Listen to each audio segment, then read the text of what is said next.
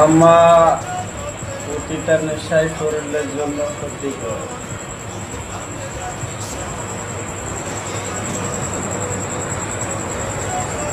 হে মায়াবতী, তোমার গায়ে কেন লেখা নাই তুমি ছেলেদের মন নষ্ট করার আসল কারিগর।